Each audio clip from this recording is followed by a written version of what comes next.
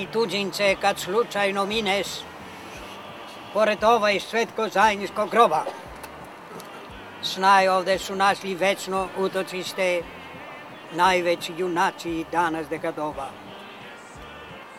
Roditelj je njihov hrabri srpski narod, gorosta su svetsko-istorijsko-vojni, koji je svesta iskušenja prošao i čiji su borci divljena dostojni.